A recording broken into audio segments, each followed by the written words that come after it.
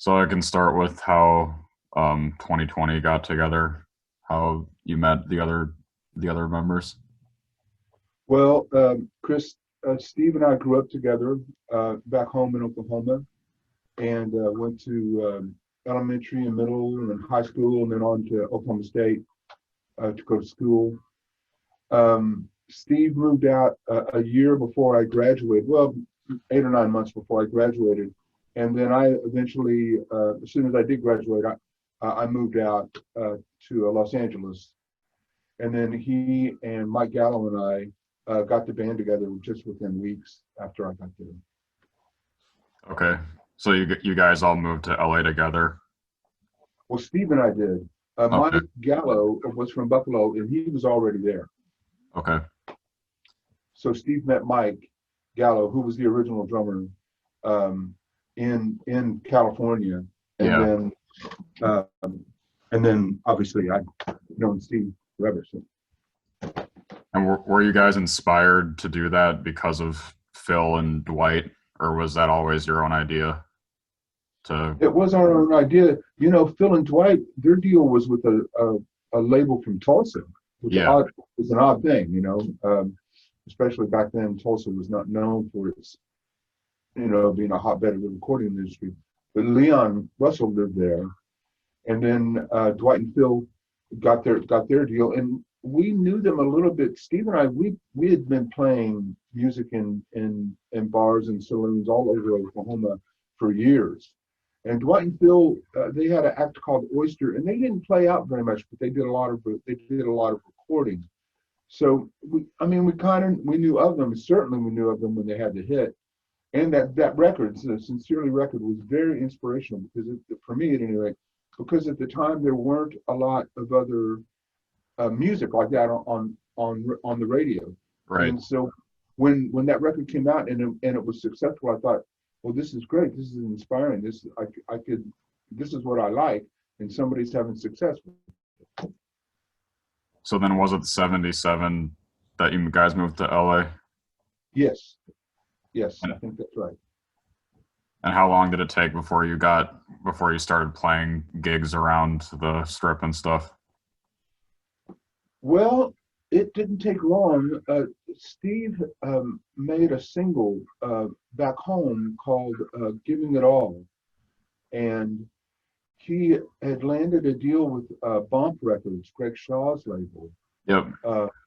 And then Greg had a night at the Whiskey in Hollywood, and we were we were a maybe to play. We probably weren't going to get to play because there were a lot of bands on the bill.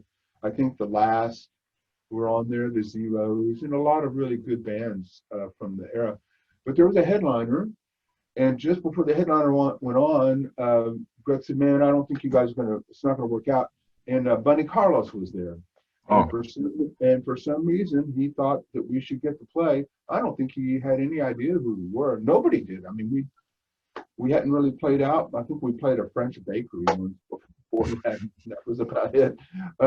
But then we got to go on, and we got to play on the headliner's gear. And but you know how it is on those kind of things. The headliner always gets all the good sound. So we hit it pretty good. I'll have to say we played well and got a good reaction. And after that, we started getting some other gigs. And not to go on and on about it, but there was a place in Chinatown called Madame Wong's.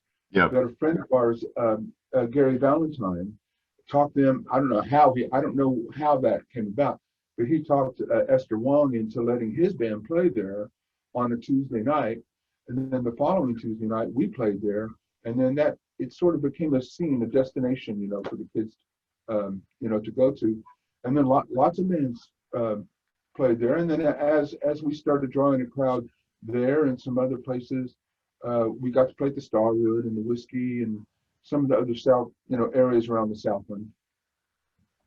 Yeah, there's actually it's been on YouTube for a while. There's a live audio concert of you guys playing at Madame Wong's in '78. Oh, how does that sound? It's pretty good. I mean, and most of the songs actually aren't songs that are on either of the two first albums. Ah, I'm gonna have to hear that. It seems like you guys just had a bunch of music that recorded prior to the first album that were just never put on anything. Steve and I had been writing songs in Stillwater, and we had these Tascam 4-track tape recorders. Mm. So we were doing lots of writing, lots of recording.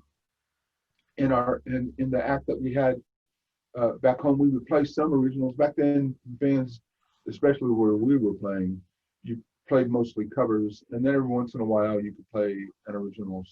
So yeah, we had a bunch of songs before we got out to California.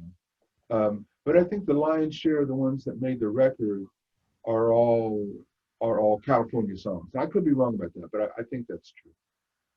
Okay. And then I know in 78, prior to the first album, you and Steve played on demos with Phil. Yes. Like a bunch of songs. Yeah, we did. Yeah. There was a publishing company, Warner Brothers, had a little demo studio in West Hollywood. And we had a good friend who worked there. And he let a bunch of us come up there and make demos and work. And that's where Steve and Phil and I played on those demos. At least I think that's. When did you like when you guys got to LA, did you connect right away with Phil and Dwight? With Phil more than Dwight. Yeah. Yes, yeah, we did, because we had become somewhat friendly with Phil back home over the Christmas just before I moved out. Okay. And yeah, so yeah, we saw him, and we even have some photos of us as a band with Phil, thinking that Phil would be, maybe would be our singer or would sing with us or what, but Phil always wanted his own thing. Right. I think he liked playing with Dwight, but he always wanted to be the guy. And it's understandable. A voice like that, he wanted to be the guy. So then, what's the story of how you guys got the deal with Portrait? Well, it was a fertile time for getting signed. There were bands like us getting signed. Right. Most notably, probably the Knack. And then Dwight and Phil were still having some success. So record companies tend to imitate each other, if you know what I mean. If somebody signs a certain type of act, the next label is going to try to find their own version of that. Right. We played a show at Madame Wong's on a weekend, and it was packed. And Tom Petty came down, and some of the other members of the Heartbreak. Brian Wilson was there, and there was a lot of industry buzz. And then the Los Angeles Times was there as well, and they wrote a fairly significant article about us in the calendar section of the Los Angeles Times. And then Mike, our drummer, knew of this law firm that represented lots of major artists. So we just essentially went down there with that article and our little cassettes and said, we need a lawyer to represent us. And it was lucky and fortuitous, because the label there was the lawyer there was a great guy, really smart, knew everybody, and got us a great record deal, not a predatory deal at all, something that was very fair to us and allowed us to have a lot of creative control and freedom. So then the first album was produced by Earl Mankey, right? That's correct. What was the experience like working with him? Earl's a great guy. He's brilliant. He had worked on a bunch of Beach Boys records, and he knew a lot about engineering. He is a great engineer, as well as a really good musician and knows production, inside and out. and he was very generous with his time and his ideas. We had a little rough patch in there, and he helped us through it. And he was very creative, looking for sounds now that you wouldn't say they're modern sounds, but at the time they were.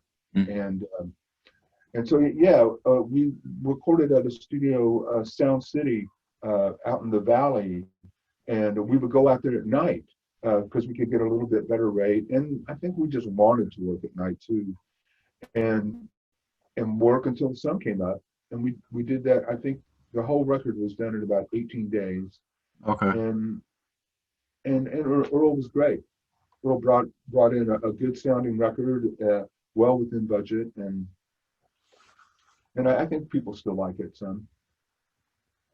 And I know it's true that Phil played drums on the whole album. Is it? Well, no. Okay. No, Mike played as well. Okay. Yeah, because that's like one of the long-standing rumors that, you know, Phil was kind of like the secret member at that time. Yeah, I know what you mean, Chris. Mike had a lot to do with the drums on that record. He played on several of the tracks, but the parts that Phil played were in some ways inspired by Mike. Okay. And Mike had a lot to do with shaping that. It's, you know, I'm still in the music business. I own a recording studio, and I do a lot of production. And there are lots of great drummers who don't play great in the studio. And that's just a hard, cruel fact of the record business, that it's hard to be a great studio drummer. Right. And not everybody is. Yeah, with Phil, it's crazy because it seems as though any instrument he touched, he could just do really well. Yeah, I loved his bass playing on Sincerely. I think that was the only album that he actually played the bass on. But his parts were very good. And he had that thing, you know, he played the drums so that when he played the bass, it locked up really well. And they were simple parts, but they were really good. So. Right. So it seems. Did you know Phil? You seem too young to have known Phil. I mean, do you? Yeah, I mean, I didn't. I discovered his music when I was in 8th grade. Like I discovered 2020 at the same time. I see. So then it seems as though the first album was promoted pretty well by the label. Yes, it was.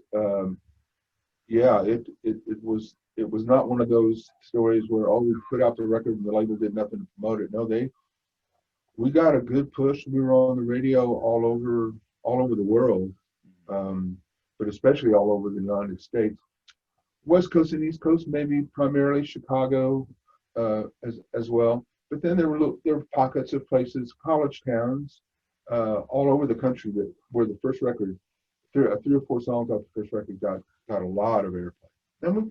And looking back, we sold our share of records. It seems as just from my perspective, it seems as though Sherry was the single that was pushed the most. Yeah, that's probably true.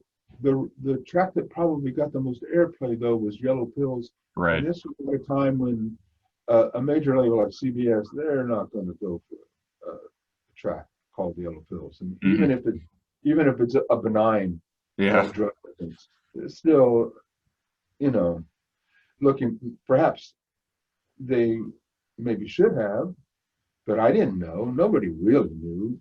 Nobody ever knows in this business. Everyone thinks they know. Some people are absolutely positive that they know what's going to be a hit and what's going to catch with the public, but nobody really knows. And that's part of the magic of making records, is that there could be some little thing that people catch on to, and there you go. You got yourself a little hit. Right. Yeah, that's considering what you just said. It's kind of surprising that you guys were allowed to play that on American Bandstand. Yeah, it was surprising. Dick Clark not being known for his liberal politics, he certainly wasn't then. he was a strident Republican and was very active in politics at the time.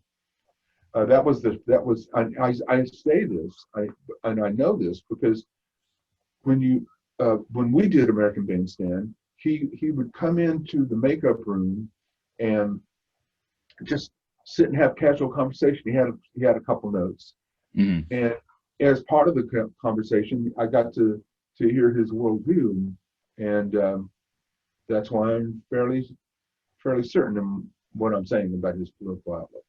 Right.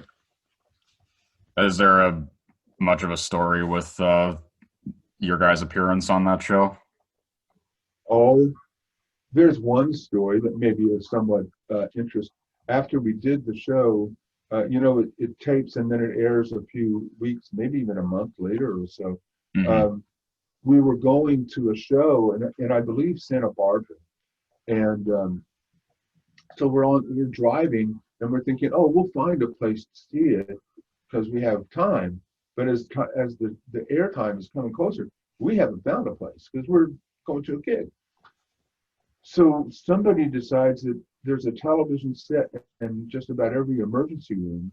So we go into this emergency room, and of course there is one. It's way up in the corner. Yeah. And I'm rather tall, so I asked everybody who was sitting around there if they mind if I changed the channel. And nobody said anything. So I changed the channel, and right when we changed the channel, that's when our first song was "Remember the Lightning," and that's when Mr. Clark introduced us, and we played it, and we're all standing around, in our musician garb, as it was, and people in the emergency room, they don't really know what to make of it. Right. So then Yellow Pills is over, and we all just kind of say, okay, let's go, and then we walk out. And I've always wondered, what are these people thinking there? Are they looking at us and looking at the screen and looking at us? Right. So that's about them. Okay. Were you guys friends with a lot of the same bands that were playing the same music that got deals too, or was there kind of like a rivalry? Oh, I think we were friends. Okay. Certainly with Peter Pace and the Punch. We did so many shows together, and with Gary Valentine. Gary Myrick, I was good friends with him. I was friends with Stan Lynch from the Heartbreakers, and he and I did a lot of things. We did some recording together at that same demo studio that I told you about. But I wouldn't say we were real close with the Knack. I'm certain that there were people who were close with them, but our circles just didn't overlap. Okay. You know what I mean? Even though we were playing the same venues, and I've heard about this story that Doug Feiger tells, that they were driving down Santa Monica and that they had decided to call their band 2020, and they looked up on the marquee at the Starwood, and 2020 was playing there, and so then they were the Knack, which probably worked out well for them too. So then, how much of a time gap was there between the second album and the first album? Chris, I think we were on the road for about a year. Okay. And then we bounced from Portrait to Epic. Yeah. Portrait was our business, and that's a whole kettle of fish. And then we had new A&R people who, on those big label kind of situations, you have to. It's not that you have to make friends with, but you have to line your team up, and it's good to have people there who were there when you got signed. Right. But when Portrait went away, gosh, I'll never forget this. I just thought about this. It was an interesting memory. We used to be able to go to the album vault there at the building down in Century City. And I went there one day to go to the vault and get some LPs. And I went up to the floor where Portrait was just to say hello to the folks, mostly the girls working in the offices. and there were no desks. All the phones were on the floor. And I thought, man, this is a sign. This is some serious stuff. I mean, I knew the portrait was going out of business. I just didn't know it would look like that. Right. So once we were on Epic, we kind of had a new group of A&R and executives to sort of mold into our team, and we had good management. Our manager Shelley Heber was very, very good at that, and so we eventually, you know, worked things out with Epic and made the second record with Richie Podler and Bill Cooper, and I'm pretty sure we started on that maybe a year later, a year and a half, something like that. And what's the story about how Joel Teresi came in? Joel, well, Phil wasn't going on the road. Okay. And with us, I mean, I think he and Dwight were still doing some things, but he stopped playing with Dwight right around that time. Well, no, it must have been before, because he introduced us to Richie, and Phil got signed to, I want to say Boardwalk. Yeah, but I could be wrong about that. Yeah. So I'm sorry, I forgot where I was headed with that. Yeah. Well. Yeah, because I know that I think Richard Polidor produced Phil's second album on Boardwalk around that same time. Right. Okay. No, I'm sorry, Chris. I remember now. I'm still waking up a little bit. Joel Teresi. Joel was good friends with Chris Lodgy, who was also in 2020. Mm-hmm. And Joel played in Gary Valentine in the Know. Gary Valentine had been in Blondie and put the Know together. And we played lots of shows together. So we would see Joel all the time. And Joel was good live drummer. He could really bring the energy, you know. And people thought he was a good-looking kid, and that never hurt. So that's how that came about. It was through Chris and our friendship with Gary Valentine. And was it equally a good experience working with Richard? Or no? Well, no, actually, it was a great experience. Okay. I learned a tremendous amount. You know, those days were different, Chris. People had pastimes and activities that didn't always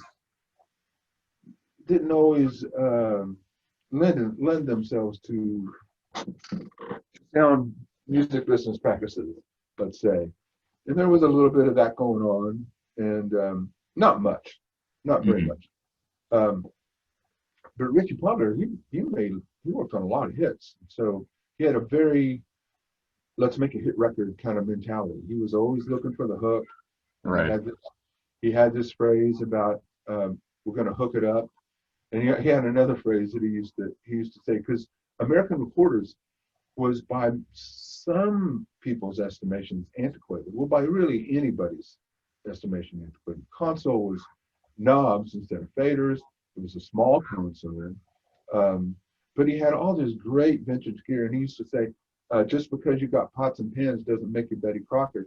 And what he meant by that was he could probably make a great record with the cassette deck. And he probably could. He was that kind of guy. He could give you the hook. He could give you that thing that, you know, that people would gravitate towards and make records memorable. Mm-hmm. And with the first two albums, were there any specific life events for you and Steve that inspired certain songs? Well, yeah, you know, it was in California is a fairly Republican time. President Reagan was president. You know, and it just strikes me now as we're talking about it that people used to demonize Reagan so much, like, oh, he's the worst. There could never be anything worse than Ronald Reagan. Mm-hmm. Well, you know, now looking back, maybe a little less demonization might have been in order. Maybe not a lot less, but at least some. Um, it's it's never quite so black and white, Mm-hmm. you know, really. But like, for example, there was a sort of a looking back at the Vietnam War, going right at that time. Apocalypse Now, some other post-Vietnam movies were coming out. There was a rethinking, you know, in the whole country. And Nuclear Boy was a little bit about um, about that, you know, Yep. A post-apocalyptic snapshot of what I guess I thought it would be like. Mm-hmm. And was The Night I Heard a Scream, was that about anything specific? It was about a friend who was tragically hit and killed by a car on Sunset just outside the Whiskey. Oh, wow. Yeah. Yeah, it's kind of easy to tell with like the certain titles and lyrics that stand out in comparison to other songs. And I've always liked that juxtaposition between a dark lyric and a poppy, happy sounding track. Right. I've always found that interesting. And with those first two albums, were you guys did any of you ever think that they would have such a longevity even up till today? No. I'm so grateful, you know, that I got to be in the band with Steve and Mike, and I never thought it would be what it was. I was talking with someone the other day about how when I went out there, I drove this old piece of crap car that barely made it, Mm-hmm. and I think I had a total of $300 in my pocket, and I somehow Steve and I just knew that something was going to happen because there was so much energy, there was so much going on at the time, and you could play a show and get paid for it rather than, I think they have a different model in Los Angeles now, in terms of bands. You know, bands don't exactly work in the same way. And, Right. and at the time, I thought, well, maybe there's a little bit of inevitability about this. This is going to happen. And looking back on it now, I realize just how incredibly lucky I was. Mm-hmm. You know, timing was right. I had somebody like Steve that I could join up with, and it was at a time where songs that I liked and songs that I was marginally capable of writing were being played on the radio. Right. So, you know, that all those things come together at a point in time, and maybe that the luck continues even to this day, that people like that music and they find that it has a place in their life. I just think it's great. I love it. And was there any thoughts that at that time that you guys were writing music that was kind of ahead of itself? I don't think so. Okay. I don't think we ever thought about it like that. Mm-hmm. We were very hard workers. I mean, we were writing constantly. We knew that there was a lot of pressure, you know, to try to find that next song that was going to work. To, like, on our second record, Strange Side of Love was the song that sort of cemented our relationship with Epic, and we were under a lot of pressure to come up with something, you know, that would work for Epic, you know. Right. Even though we had a 4-record deal, there's no guarantee. That's just a number on a page. If they want to drop you, they'll buy you out, and you'll be gone before the sun goes down. So. And were all the songs on those first two albums, were those the ones that you guys knew wanted to be on there, or were there like a lot that were in the back burner? I think there's probably half a dozen, maybe a few more, that didn't make that record. And probably for good reason. There might be one or two on there on the record that shouldn't have made the record. But yeah, we had a lot of songs.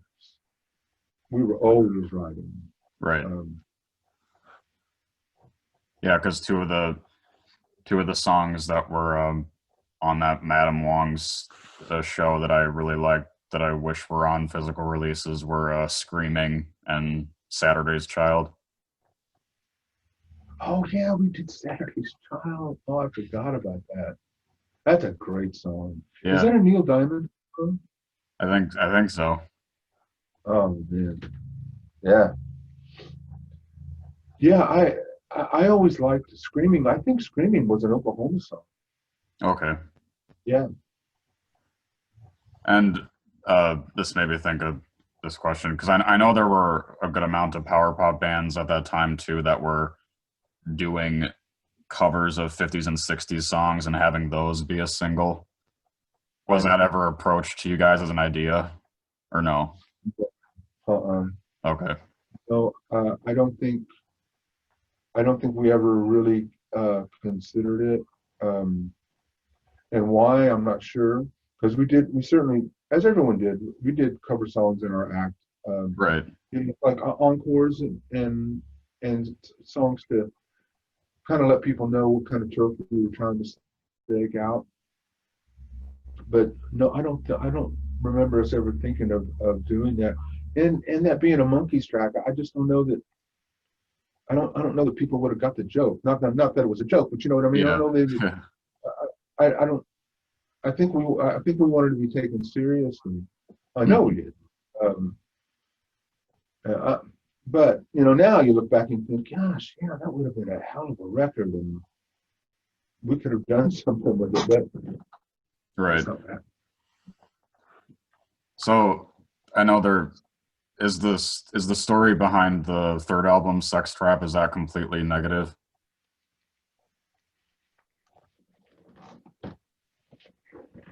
I'm sorry? Oh, is the story behind is the story behind the third album like completely negative for all you guys? No, not at all. No, Okay. no. It was a convoluted thing. We were dropped by CBS, but we had something else pretty much lined up, ready to go. Okay. We changed managers, which was a mistake.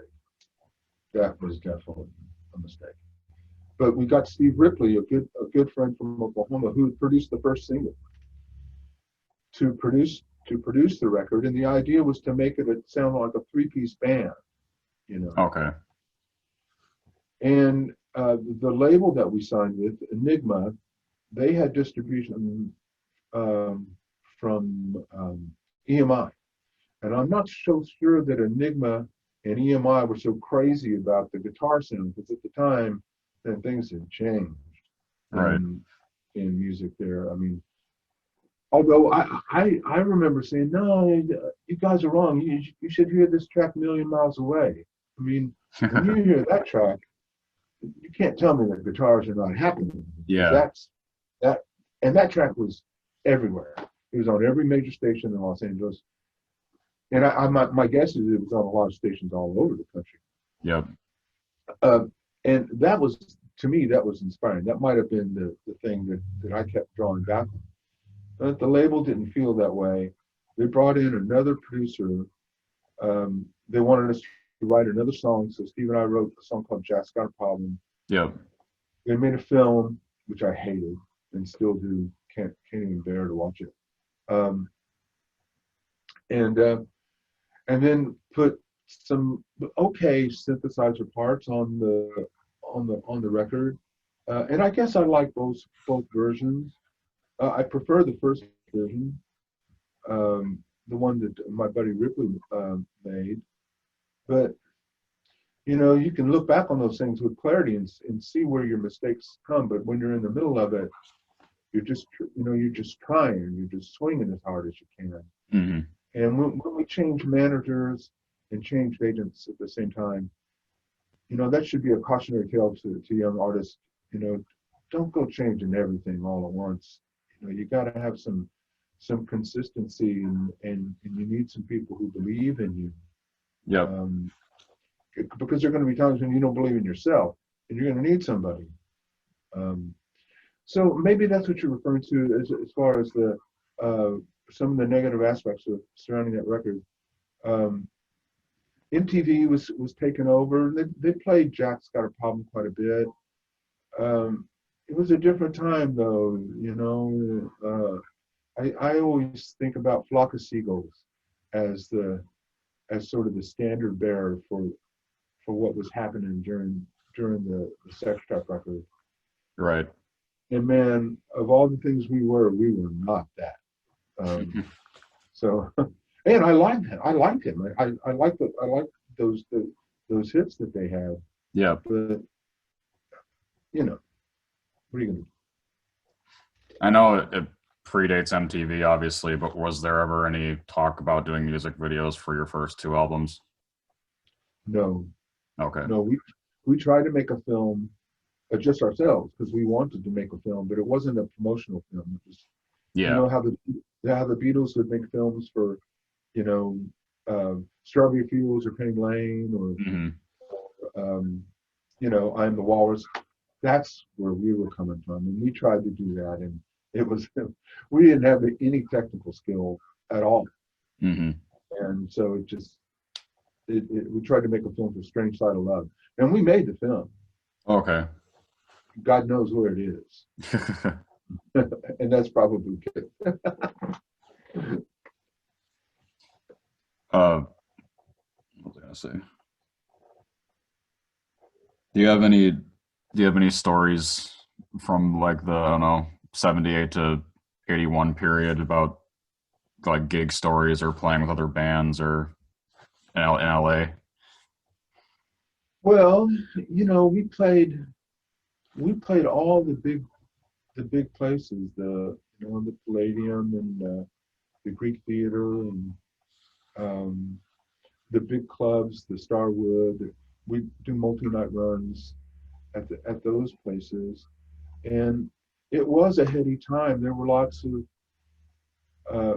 lots of I say kids, I guess they were young, they're in their 20s, coming out to the show, and their enthusiasm for music, not just us, but their enthusiasm for music in general, was palpable. And I still, the one thing I love about Facebook is being able, besides pictures of food, is to be able to go back and see some of those people and see that they're still just as enthusiastic about music. And when you read some of the things that they say, they talk about how they, in their late teens or early 20s, they got involved in this scene in Los Angeles and New York and Chicago and Right. Some of the bigger cities around the country that stuck with them, and that they still love music. They go see new bands. Their music is integral parts of their lives still. And Yeah. I think that's great. Yeah. Yeah. I'm sorry. There's actually, you've probably seen it because it's been on YouTube for a long time, but there's a video of video performance of Sherry that was done by Hollywood Heartbeat, like Bob Welch's show. And I don't know what club that was, but I think people are saying like Gazzari's or Starwood or something. Yeah, it was Gazzari's, and it was the day we did that in the morning, and we got on the bus right outside and left on tour for our first record. That I think we went to San Francisco and played, and then we flew to Seattle, and then the bus met us in Minneapolis. Oh, that's where I am. Yeah, we drove all over everywhere.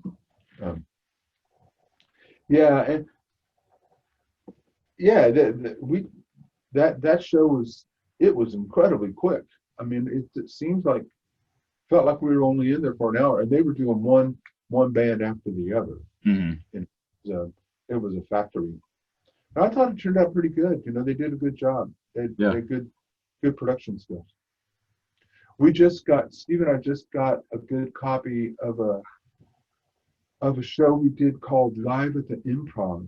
It was on the A&E network, right when A&E first came out, and it was a combination of music and comics. Oh, yeah. Stand-up comics, right? And we just got it, and Steve says it looks and sounds great, and we actually played. It was live. It wasn't lip sync like Bandstand in Hollywood Heartbeat. And we did Nuclear Boy and I think Night of the Scream on there. So we're going to be posting that on the 2020 page here pretty soon. Yeah, that'll be great to see. Yeah, I'm looking forward to seeing it. I haven't seen it. Yeah, they used to air it on the A&E network, and I would see it every once in a while. Mm-hmm. And again, not fully appreciating how lucky I was. Right. And since you just said you guys played in Minneapolis, do you remember anything about that? Because that's where I am. Oh, you live in Minneapolis? Yeah. Yeah. I can see the club in my eye, but I can't think of the name of it. It was pull into town, play the gig, pull out of town kind of show. Mm-hmm. And I remember it being at the time of year when it should have been cold, but it wasn't. Oh. And it seems like the second time we went through, we got to go to Prince's Club. Oh, yeah. But that might have been more the third time through. Okay. Chris, we did a lot of gigs, and I wish my memory was better. And I wish I'd kept a journal or something. I have a very detailed journal of the first record, so when I can't remember, I can go back and look at that and get very, very good detail on what was happening. And I know people do that. I know Pete did, Peter Case did, and I think Paul Collins did as well. Keep really good notes. Marty Gerard from the Motels, he has almost photographic memory, it seems, of those days. But I don't. I wish I did. So I used to smoke a lot of pot, Chris, so there might be a little bit of that. Did you guys play with a lot of did you open for a lot of major like really big people too? We did. We opened for we did an entire tour with Joe Jackson. Oh, okay. And this was when Nuclear Boy was on the radio everywhere. And he had a record, I think it was called Jump and Jive, or maybe that's the description of it. But it had this great piano track on it that was just it was a wonderful record. Sounded great, but it was not what his fans wanted to hear. Mm-hmm.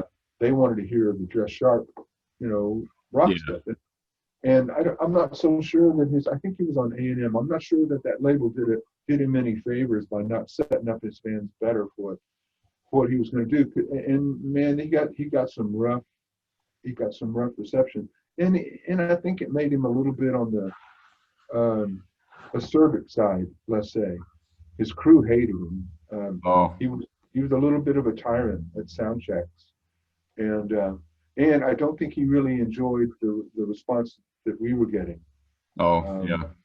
So then after that, I think we opened for Alice Cooper a handful of shows, and that was not a match made in heaven. That was during the Richie Potter days. Richie was making a record for them.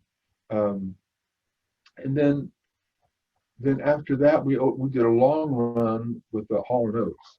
Yep. And that was when they had their cover of Love and Feeling. They had with that. And man, I learned a lot from those guys. Man, those guys were great every night. I guess once you had, 10, top 40 hits, maybe you call it in every once in a while, but they never did. And the band was incredibly good. I watched it and I tried to absorb every little bit of that I could. And John was a really fun guy, smoking pot. I mean, we just had a lot of fun. And then I think the last major tour we did was with Greg Greg had some hits. They just don't write them like that anymore. And then sort of an R&B song called Jeopardy. Yep. And that tour was fun and chaotic and hard all at the same time. So it sounds like, though, that every major label act that you guys tour with, was it always, were they always nice to you? I wouldn't say always. Okay. You know, when you're the headliner, it comes with a lot of responsibility. Yeah. And pressure. People handle those things differently. Some people, like Greg Kidd's band, it's all cool. Mm-hmm. Everything's fun, you know. Others, perhaps less. Yeah, because I could imagine that being so different musically with you guys playing for Alice Cooper, that might not have been a good one. It wasn't. I really liked how I like Alice's music, and especially then I loved it. He had just done a cover of Hey Bulldog that was just killer. It was fantastic. But yeah, that was not a good match. And you know, they really gave us the opening act syndrome. I think we got maybe a third of the PA, a couple of lights, and that's it. So when Alice came out, you know, they really poured it on. In general, is there any stories where like the audience really got violent at shows that didn't like you guys or try to get you off the stage or anything like that? No. No, that's good. No, not at all. We played at Knott's Berry Farm one time. That's an amusement park in California. Yep. And they were having bands play there, trying to bring in, and they were successfully bringing in lots and lots of kids who would not normally have gone to Knott's Berry Farm. And we played, and it was packed. I mean, thousands. All in this outdoor area. And the police had been having issues with some of what they considered to be punk shows. Of course, we weren't a punk band, but we were a new band in that era. So you know what I mean? There was some contagion there. Right. So the things started getting a little rowdy. The kids were rushing the stage. They were shaking these covered wagons. Why they were covered wagons, I'm not sure. And so the Knott's Berry Farm people decided to shut it down, which was a mistake in retrospect, because then the kids really went crazy, started tearing stuff up. Now there's police helicopters. This is not a riot. This is primarily 18 to 24-year-old girls. So, not that they couldn't. I'm not saying that women can't cause a riot. They certainly can. Right. And probably many have. But this was not looting and burning, and right. It was nothing like that. It was just people got worked up. One person did something, the next person did something. So I think that in terms of any kind of, I wouldn't even call it violent, just people getting ramped up. I'll tell you one other story. I hope I'm not going on too long. No, it's fine. Yeah, just pull the plug in a heartbeat. We were playing at the Agora Theater, which is a venue in Cleveland. And back then in the punk scene, they would throw things at you, not as a sign that they disliked you, but as a sign of, hey, I'm with you. We're all getting rowdy together. Do you know what I mean? It wasn't. Right. And we're playing, and I think might have been playing Sherry, and a beer can goes whizzing by my head. Now, at this point, we've been out on the road for a couple months, which the longer you're on the road, as you can imagine, your attitude starts to bend toward the road. Right. So this beer can goes by my head, and now the stage lights, you can imagine that you really can't see out into the audience, not very much. So then another beer can comes and hits my guitar. Still didn't really bother me much. But then one comes and hits me right square in the chest. Yeah. And I don't know why I did this. I threw my guitar down, I jumped over the monitors, and I grabbed the first guy because I thought it was him, and I'm shaking him by his collars, and he's got this horrified look on his face. Mm-hmm. And I look over his shoulder, and there's security hauling the guy who threw the beer cans out. Yeah. And I said to myself, no matter what happens, never leave the stage. Because nothing good comes from confrontation like that. Right. And the guy who I grabbed, he was cool with it. He thought it was funny. And, that's good. You know. So going back to the Sex Trap era, after that came out, how long did you guys, didn't you temporarily break up? Oh, it was more than temporary. I think it was, 6 or 7 years, I think. Sex Trap being less than the rousing success we'd all hoped for, led to, especially Steve, wanting to go in a different direction. You know, the struggle had been hard, especially there toward the end. It was difficult. Mm-hmm. Steve had just gotten married. He and Linda Schultz, the late Linda Schultz Allen, who I love from the moment I met her. She was from Oklahoma. She moved to California on the same day that I did. A little Okie Grapes of Wrath caravan that day. They had a different life that didn't include, the dwindling success of 2020, which now I completely understand that. So I had some money set aside from a publishing contract, and I told myself, well, I'm going to keep trying until I get to this certain dollar amount, and when I get there, I'm going to go back home to Broken Arrow and maybe go to law school or just do something else, for a while. Because it's hard to explain, but I had been doing nothing but music, just about 24 hours a day since I left Oklahoma State, being in the music program. Right. But even before that, even in high school, I've been consumed with it. So I was kind of thinking I might want to try something else. Years and years go by. Sony buys CBS, and they reissue our first 2 records. Yep. And the guy who was in charge of it, who is now a great friend of mine, kind of talked to us about making another record, and that's how we got back together, and that's how we wound up making the records in Tulsa, even though Steve still lived in LA and was soon to move to Nashville. Yeah.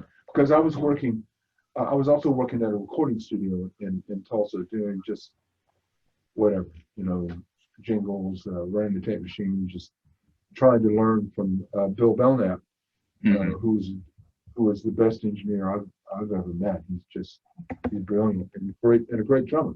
So. And were you always close with Phil up until his death? Chris, how there are people in your life, how you can go a year without seeing them, and then the minute you see them, you're right back into the same groove that you always had. Mm-hmm. That's how it was with Phil. Yeah. Sure. And when I moved back home, Phil was living there. I don't know if Dwight was, but Phil was. So I started playing on demos with him, and he and I saw each other quite frequently during that time period. But Phil was a little bit of a hard charger, and I really wasn't. So we kind of moved in some different circles. So I didn't see him as much. Now I wish I'd seen him more. Mm-hmm. I certainly saw him quite a bit after he got sick for the last time. So yeah. Yeah, it's great that the legacy between like you guys and Phil and Dwight that's still ongoing, and brought in more fans after The Dwight Twilley band songs were used in like Netflix shows and movies recently, and yeah, so it's nice to see. And I love finding that Facebook group. I didn't expect that. I didn't expect there to be a Facebook group dedicated to Phil. Isn't that great though? Yeah. Man, he would have loved that. Oh, he would have. I know he would have loved it. And there's one of the probably like the last thing I can ask you. Was there any? I know there's only the one CD release of your first two albums. Is there any plan you think to have both of them individually on CD updated? Yes, we are just about to get our masters back. Oh, okay. And we've already made an agreement with the label in Nashville to do some things that I think are going to be really, really cool. And I know that there'll be some re-release of some stuff from back then, and there will be some other release of some additional material that was unreleased back then, and there's plans for vinyl, upgraded vinyl. That's great. The issue is that Sony is, a huge multinational corporation, and it seems like there's the big fish and the small fish, and the smaller the fish you are, it's hard to get what you actually have coming, Yeah. Not because they're malicious about it, it's just because it's just not on their radar. So we have an attorney who has been great for us and is sorting all that out for us. So I think in 2021 there'll be some new material. I know there will be new material, and then there will be a reissue of the first two records, both vinyl and CD, digital download, and maybe even a couple of other little surprises. That's awesome. We were booked, Chris. We were booked to play at the Roxy, which is a club there in Los Angeles. Yep. In April, and ticket sales were going great. It looked like it was going to sell out. Wow. I was already rehearsing. I was getting ready to go, and you can imagine what happened to everybody. Yeah. Well, it's great stuff to look forward to, because I've had my vinyl copies since I was 13, so I definitely need to get updated ones. Yeah. I think it'll be a nice little thing to have around for folks that like. I like vinyl. I never stopped playing it, and I think it'll be nice for people to have fresh, good sounding, heavy grain vinyl. Yep. Well, thanks so much for doing this. This was really entertaining for me. Chris, I enjoyed every minute of it. Thank you for talking to me. Yeah, I'll get it up on YouTube, and then I'll send you the link once I have it up. I appreciate it.